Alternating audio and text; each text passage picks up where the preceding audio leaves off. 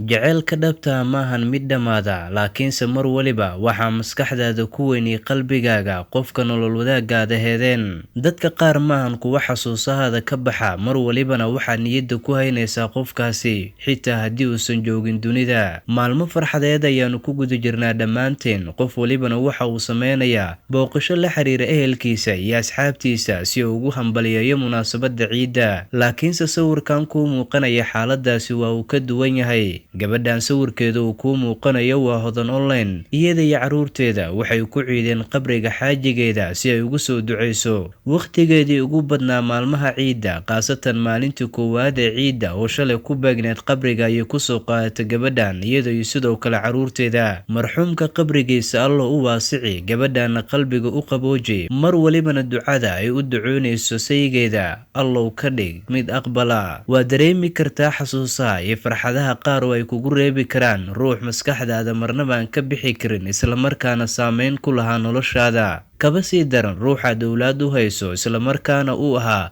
ruuxa kuugu dhow, walaal, ehel iyo sidoo kale saaxiib marka laga hadlayo xagga nolosha. Hodan online iyo sidoo kale carruurteeda hadda waxay dhinac fadhiyaan qabriga. Waxay u duceynaysaa saygeeda in Ilaahay jannada firdawso uu ka waraabiyo. Waxay tilmaamaysaa qiimaha iyo sidoo kale wanaagga xaggeeda uu ka lahaa. Waxay cabiraysaa inay sabarsan tahay, isla markaana qadarta ay ku qanacsan tahay. Laakiinse waxay sidoo kale ifinaysaa in mar waliba shakhsigaas uu ahaa ruuxa duco ka mudan. Xilliyada qabriga aysan joogin ay u soo duceyso, waqtiyada kalena ay qabriga soo booqato si ay ugu duceyso xaajigeedii geeriyooday.